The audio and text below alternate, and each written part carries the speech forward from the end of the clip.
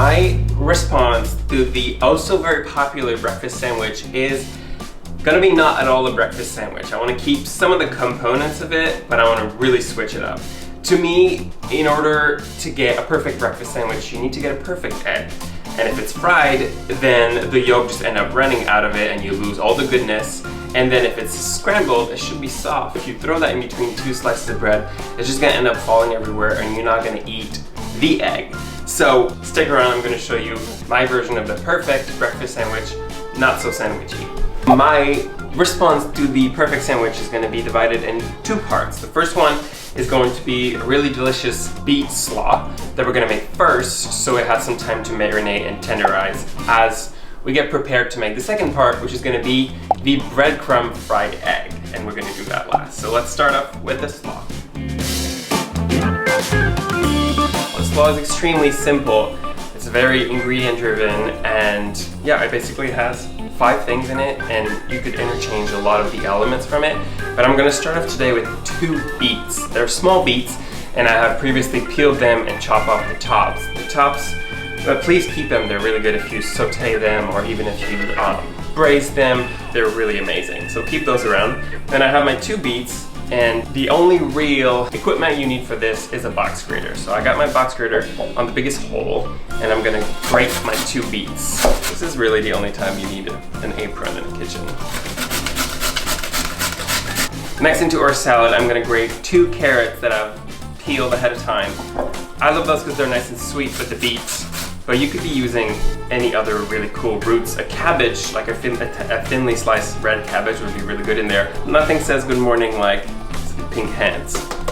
So wash your hands, and then we'll be right back for the next thing. This is the moment where we add onion. I think breakfast with no onion is sort of delicious. It's just sort of a sad breakfast. So I'm taking a little bit of onion, we're adding the flavor. It's gonna be macerated with a bunch of vinaigrette, so it's not gonna be like super strong and spicy. So just slice probably like a quarter of an onion, as thinly as you can. It's going in. And that's all the onions we're gonna eat for breakfast, I swear. Look at this beautiful thing now, right? Look at that. All right, and it wouldn't be the perfect breakfast without dill. So I'm gonna add some dill in here, which, oh shit, I forgot to pull out. Hold up.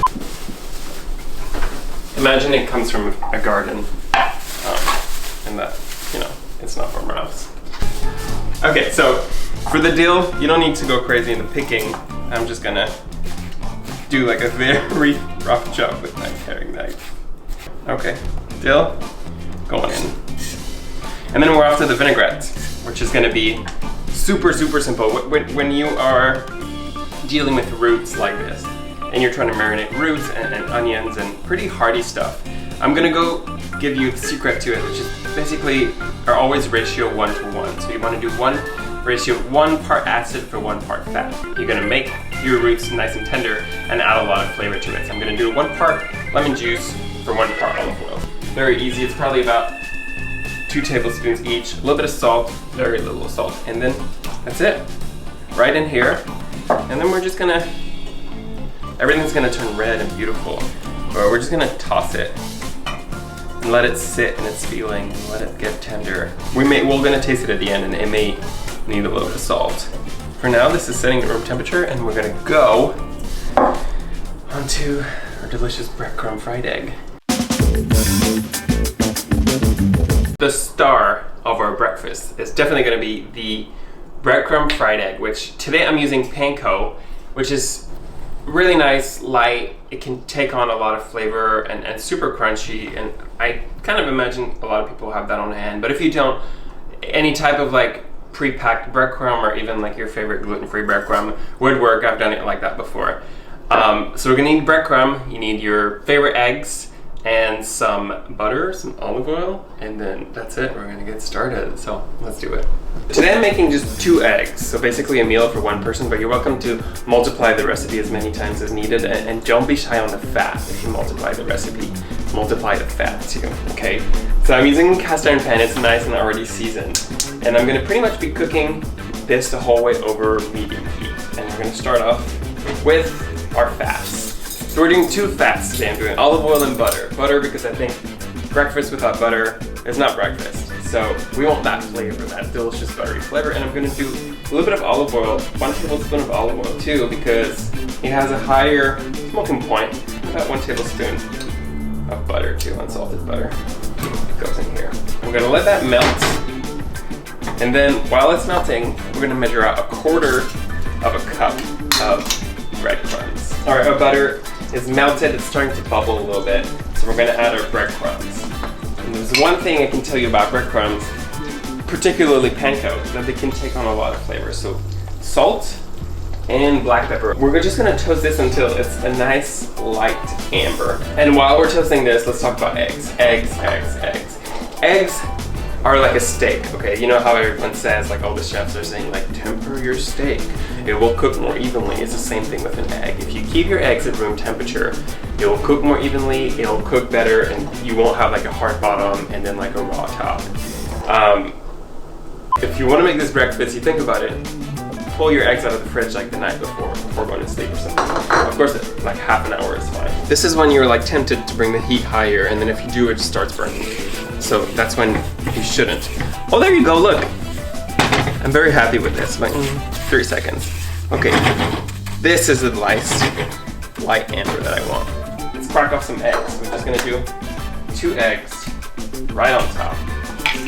A really cool thing that happens with the crumbs and the eggs is when you crack the egg on top of the crumbs, it actually, the moisture of the egg protects the egg from burning, and also the crumbs protect the eggs from overcooking. So it's this very, very lovely relationship that they have together. So crumbs that are sort of on the side of the eggs have the potential to burn. So that's why I'm using a pan that's like very small and kind of exactly the size of the eggs. Don't forget to season. So we're gonna season with some salt and pepper. Once you see that the bottom of the egg is opaque, which means that all the bottom of the egg is set, and only the top is raw, I'm actually gonna cover with a lid for like something like a minute.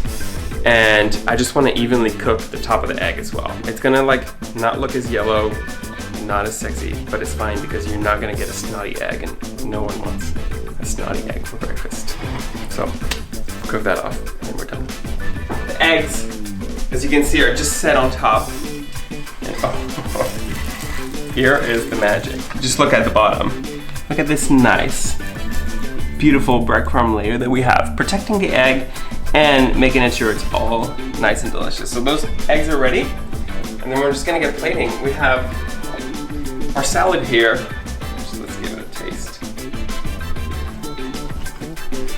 It's pretty delicious. I'm gonna do a little bit just off to the side like this. Just like this. Eggs on top. I have this really nice arugula. I'm gonna do a little bit of arugula. I'm gonna do a little bit more dill. And that can be for the top. The dill can be super coarse. Olive oil. And a little lemon. Just a little greenery. You're welcome to, you know, sort of serve it with, I don't know, sausage would be good.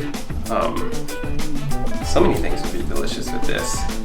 I want to show you it again. Like, okay, take it in. Look at this layer of eggs at the bottom, of crumbs at the bottom of the egg. This is like, did you hear that? Because that was crunchy as fuck.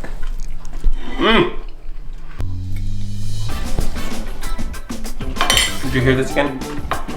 I'm like, I hate talking about food, but I'm gonna say one thing, and it